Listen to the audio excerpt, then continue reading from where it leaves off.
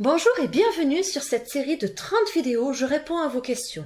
Surtout pensez à vous abonner pour être informé lors de la sortie de chaque vidéo. Bon visionnage!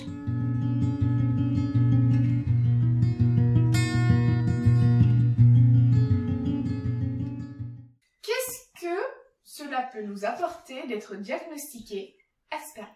Alors j'ai commencé par parler de moi, je suis désolée, c'est vraiment ce que je connais le mieux, là où je vais pouvoir vous expliquer le mieux.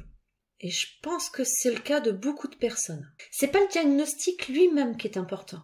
C'est le fait, pour beaucoup, de pouvoir enfin mettre un mot sur ce qui nous arrive, sur notre différence. J'ai été diagnostiquée à l'âge de 36 ans, grâce aux péripéties de mon fils, c'est grâce à lui que toute l'aventure a commencé. Ou si ça vous intéresse d'en savoir plus sur ça, j'explique tout sur mon blog. Et j'ai passé toutes ces années avant avec cette différence, cette souffrance, ce décalage, cette culpabilité. Et le jour où le diagnostic est tombé, après toutes ces questions, c'est long d'avoir un diagnostic, j'ai réalisé une chose, j'ai réalisé que c'était pas de ma faute. J'ai réalisé que je faisais des efforts, j'y arrivais pas, c'était pas de ma faute. Que c'était là, que c'était présent, que ça faisait partie de moi, c'est dans mes gènes.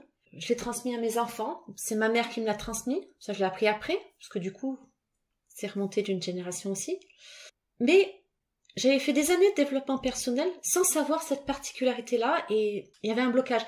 Et quand j'ai compris cette particularité-là, et je suis allée voir, mais qu'est-ce que c'était, parce qu'avant je ne connaissais pas, j'ai compris des tas de choses, ça expliquait tout, ça expliquait l'ensemble.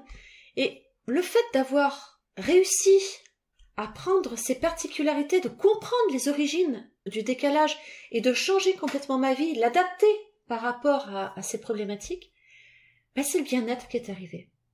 La connaissance de soi permet d'adapter notre vie à soi. Et c'est cette adaptation qui fait que, on se sent mieux. Les crises d'angoisse diminuent, les crises autistiques diminuent, les crises de panique en supermarché, non ça j'en ai encore. Mais bon, tout ne part pas en un clin d'œil. Je vais pas vous raconter ça là, vous avez le diagnostic, votre vie change, non. Au départ, quand le diagnostic arrive, on se dit, mais c'est à la fois très différent, et en même temps, tout est pareil. Et là, à un moment donné, on se dit, bon, ok, je suis comme ça, c'est bien, maintenant j'ai l'explication et je fais quoi? C'est cette connaissance de soi qui permet de répondre à cette question. Je fais quoi? Et là, il y a tout le cheminement qui se met en place.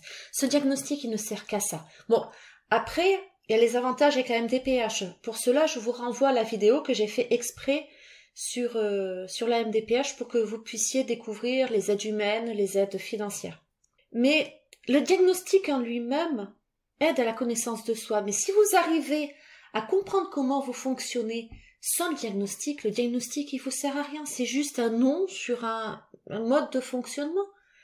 Donc, pour certains, le diagnostic est utile. Pour d'autres qui vivent très bien sans leur diagnostic, c'est pas utile. Donc, là, je vais vous renvoyer de vous vers vous-même. Est-ce que vous avez besoin de comprendre ce qui vous arrive? Donc, à ce moment-là, si vous n'avez pas d'autres explications, allez faire les démarches pour justement découvrir votre fonctionnement. Mais si vous avez le bien, tout va bien.